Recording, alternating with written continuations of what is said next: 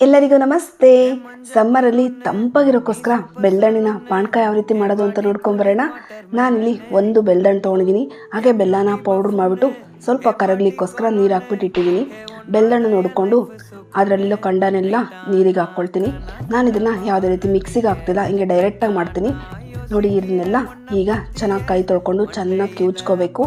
ಆ ಕಂಡ ರಸ ಎಲ್ಲ ನೀಟಾಗಿ ಬಿಡಬೇಕು. ಅಂದರೆ ಅದರಲ್ಲಿ ನಾರಿರುತ್ತಲ್ಲ ಅದೆಲ್ಲ ವೈಟ್ಗೆ ಆಗಬೇಕು. ಅಷ್ಟು ನೀಟಾಗಿ ಹಿಡ್ಕೊಂಡ್ರೆ ಫುಲ್ಲು 2 ಲೀಟ್ರ್ ಮಾಡ್ಕೊಬೋದು ಆ ಒಂದು ಬೆಲ್ಲಹಣ್ಣಲ್ಲಿ. ಹಾಗೆ ಇದನ್ನು ಫಿಲ್ಟ್ರ್ ಮಾಡಿಕೊಂಡು ಸ್ವಲ್ಪ ಕೋಲ್ಡ್ ವಾಟರ್ ಹಾಕ್ಕೊಳ್ತೀನಿ, ತಣ್ಣಗಿರಬೇಕಲ್ಲ ಅದಕ್ಕೋಸ್ಕರ. ಬೇಕು ಅಂದರೆ ಐಸ್ ಕ್ಯೂಬ್ಸ್ ಹಾಕ್ಕೊಬೋದು. ನಾನು ಫ್ರಿಜ್ಜಲ್ಲಿರೋ ನೀರನ್ನ ಹಾಕ್ಕೊಂಡಿದ್ದೀನಿ. ಇದಕ್ಕೆ ಮೇಯ್ನಾಗಿ ಏಲಕ್ಕಿ ಪೌಡ್ರ್ ಹಾಕ್ತದೆ, ಅದನ್ನು ನಾನು ಇಲ್ಲಿ ಸ್ಕಿಪ್ ಮಾಡಿದ್ದೀನಿ. ಮಕ್ಕಳಿಗೆ ಏಲಕ್ಕಿ ಪೌಡ್ರ್ ಇಷ್ಟ ಇಲ್ಲ, ಅದಕ್ಕೋಸ್ಕರ ಸ್ಕಿಪ್ ಮಾಡ್ಕೊಂಡಿದ್ದೀನಿ.